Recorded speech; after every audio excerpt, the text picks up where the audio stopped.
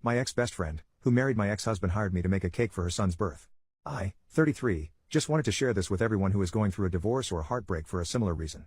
I married someone who I loved with all my heart. We met in college and right after graduation we got married. I decided to stay home because my husband, 34, made a lot of money. I gave him everything. Supported his business, cooked for him, cleaned for him. Basically babied him a lot because I was in love with him. I thought if I was a good wife and nurtured him, he would love me back. And for like 5 years it was good. I discovered he was cheating on me when I found a random receipt from a hotel. I investigated a little and found out he was in fact cheating on me. And his AP was my best friend Kylie, 31. I was betrayed by 2 of my closest people. Kylie gave me a vague excuse that she didn't want to hurt me but she just fell in love with him. His excuse was, "You do not make me feel special anymore. You have just got boring and let yourself go." I agree, I was a little chubby back then because of my medicines. Also I was always tired to work out. I tried the path of reconciliation but failed. He left me for Kylie. This whole incident made me realize who are my real friends and who are fake ones. There were people who are neutral but only 2 of them, Josh and Marie, were on my side and cut off Kylie. I was really devastated. I felt like without him, I was a no one. I lost my husband, my best friend, my house, my life. I stayed with Marie for a while. She offered me a small job in her catering business. I love food. When I was married, I would make different variety of food for my ex-husband. Cooking was just very therapeutic to me. During that time, Marie's mom gave me some useful advice. That is an average human lives for 75 years. You are already 27. Are you that stupid that you want to waste the rest of your life being sad over a man who never loved you? That thing really stuck with me. I have trust issues because of my husband's infidelity. I had trouble dating so I skipped it for a while. I focused on working on myself. I socialized with a lot of people while I was catering and made a lot of connections. I always wanted to start a business of my own. And since I loved creating food, a customer I was catering for actually gave me an idea to start a baking business. My friends also helped me a lot. I built a pretty small yet successful baking business within a couple of years. I started to feel more of myself now that I am free. I didn't realize I had so much free time in my hands because I wasn't busy taking care of a large human. My house was clean. No one is putting dirty laundry on the floor. No one is telling me to make something else because they are not in mood for a certain dish. Nobody puts dirty dishes on the sink. I started to embrace this solidarity. I know those things I mentioned are not something that is big, but it was a huge relief. Moreover, no one questions me whenever I go out. I don't have to answer anyone before going out. I can spontaneously go on a long drive and I don't have to ask for permission. I learned a new language within my free time. I focused more on family and friends who genuinely love me. And getting dumped has made me see the red flags I missed in my marriages. I used that as a lesson to steer clear of any trash men in my life. I dated few men but they didn't seem nice to me. But it didn't bother me a lot. I am happy being single and carefree. I see my divorce as a blessing to me rather than a curse. I do feel alone sometimes, but recently I got a call from Kylie saying that she regrets marrying my ex. Because he never appreciates her and always puts the burden of everything on her. They have 2 kids now. But my ex doesn't help her with any chores. She is always tired and exhausted after taking care of 2 kids and an adult. It just made me realize that it would have been me if my husband didn't cheat on me with Kylie.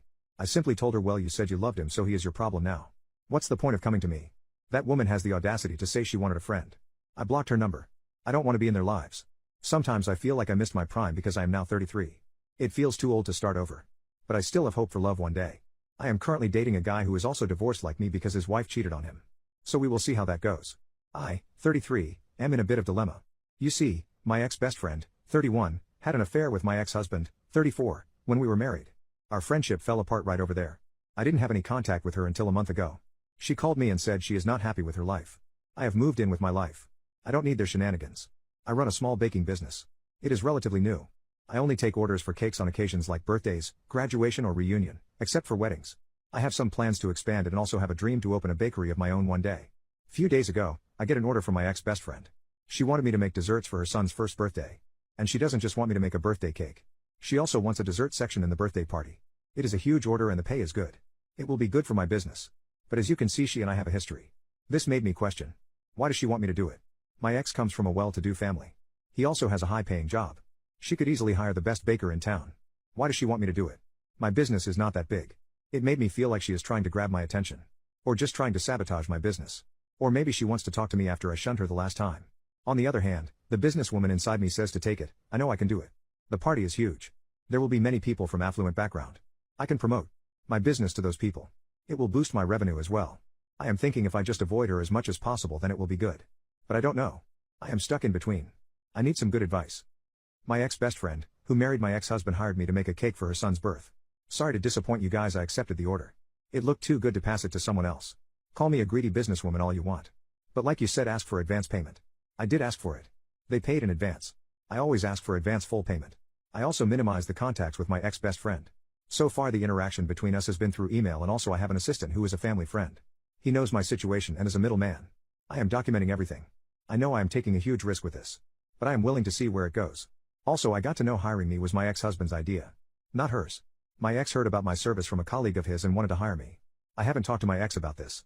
Most of my communications has been with my ex-best friend. Nothing big happened. I am still working on it. I will post a full after all of this is done. Stay tuned. I decided to talk to my mom about it. I just needed her insights about this matter. She told me I should do what I want to do. My boyfriend also encouraged me to take the order.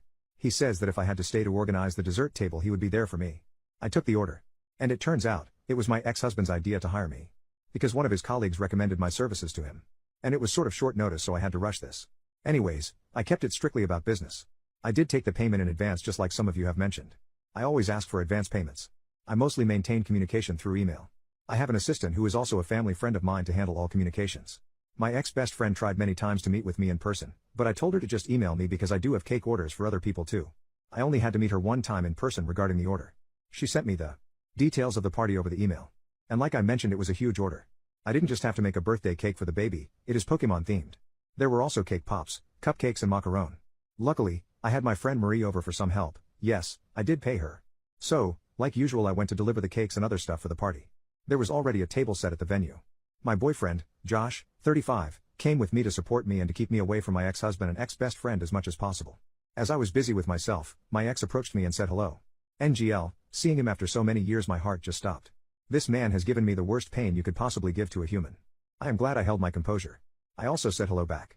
He tried to have a small talk with me by saying that he is sorry about how things went down and what he said, and also I looked better than the last time he saw me. Then he drops a big bomb. He said all these years he has thought of me, wondering what I was doing even though he is happy with his married life. I was silent. I didn't say a word. He just kept spewing that he misses me and my cooking. My homemade French onion soup is still his favorite. He misses that every time he gets sick with a flu. I didn't know what to say. At that moment Josh noticed that my ex was making me uncomfortable and he rushed towards me with a fake emergency. He asked if I was okay. I said yes. After the table setting was done, I was about to leave. That's when I saw my ex-father-in-law along with other guests. He noticed me and came to give me a hug. My ex-father-in-law is a very humble man. In fact, he was the only man who was on my side when I was going through a divorce with his son.